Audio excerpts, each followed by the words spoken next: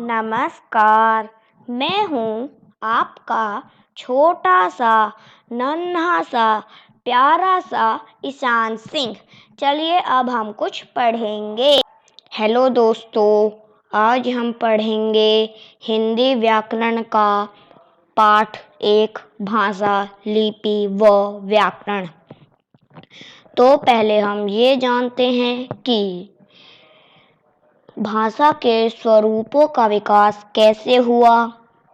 बहुत पहले अपने विचारों को संकेतों और चिन्हों द्वारा व्यक्त किया जाता था। धीरे धीरे बोलना प्रारंभ हुआ, जिससे भाषा का आविष्कार हुआ। जब लिखना प्रारंभ हुआ तब कागज का आविष्कार नहीं हुआ था। लोग पत्तों, पत्थरों, शिलाओं आदि पे लिखकर अपने विचारों को व्यक्त करा करते थे। धीरे धीरे सभ्यता विकसित हुई। लोग आपस में बातचीत करके अपने विचारों का आदान प्रदान करने लगे, जिससे बोलने की भाषा बनी। यही भाषा लिखित भाषा के रूप में विकसित हुई। तो अब विश्व में कितनी भाषाएं हैं, हम अब ये पढ़ते हैं। विश्व में अनेक भाषाएं बोली जाती हैं और लिखी भी जाती हैं। उनमें से कुछ नीचे लिखी हैं, उन्हें पढ़ते हैं।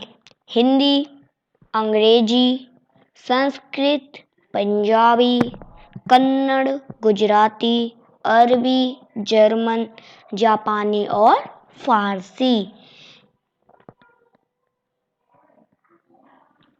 तो अब हम जानते हैं कि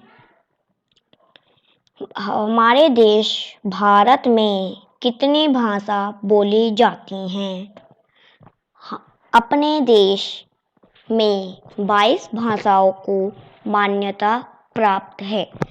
वह 22 भाषाएं हिंदी, संस्कृत, उर्दू, तेलुगु, पंजाबी, नेपाली, मणिपुरी, मराठी, डोगरी, गुजराती, सिंधी, संथाली, तमिल, कश्मीरी, असमिया, बांग्ला, कन्नड़, कोंकणी, उड़िया, मैथिली, मलयालम, बोड़ा हैं। तो अब हम जानते हैं भारत की राष्ट्रभाषा को। भारत की राष्ट्रभाषा हिंदी है। भारतीय संविधान ने 14 सितंबर 1949 मतलब 1949 में हिंदी को राष्ट्रभाषा और राजभाषा घोषित किया। प्रत्येक वर्ष 14 सितंबर को हिंदी दिवस, राजभाषा दिवस मनाया जाता है। ठीक है।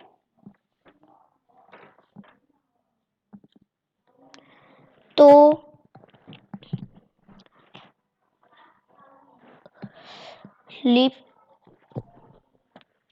चलो अब हम भाषा के भेद जानते हैं, मतलब प्रकार जानते हैं। तो भाषा के कितने प्रकार हैं? भाषा के 3 प्रकार हैं। सबसे पहले मौखिक भाषा। ये मौखिक भाषा में 2 आदमी जब बात करते हैं तो उसे मौखिक भाषा कहते हैं।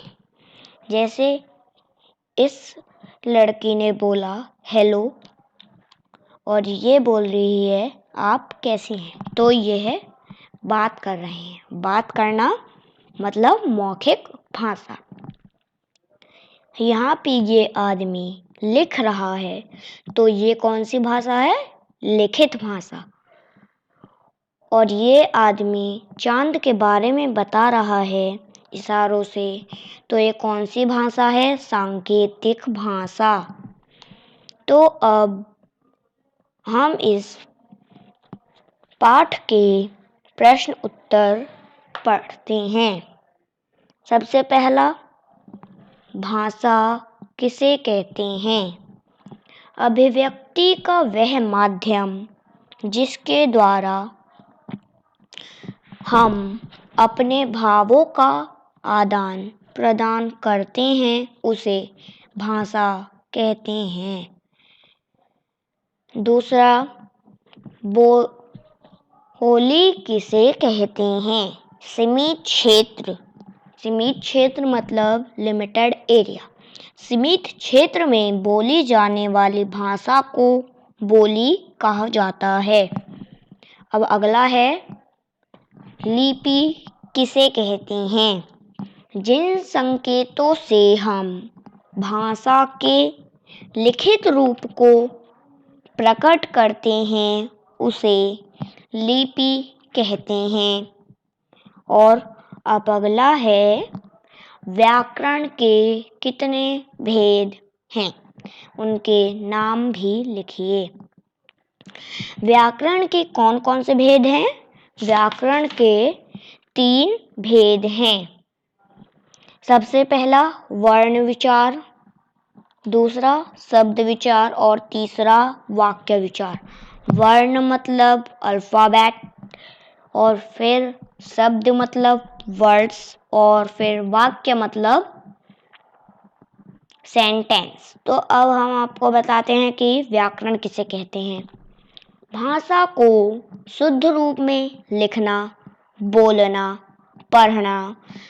पढ़ना सिखाने वाले शास्त्र को जो हमें सिखाता है उस शास्त्र को हम व्याकरण कहते हैं।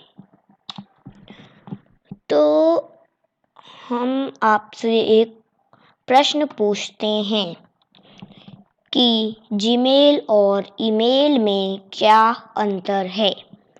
आपको इसका आंसर कमेंट बॉक्स में लिखकर बताना है। ठीक है? तो थैंक यू दोस्तों।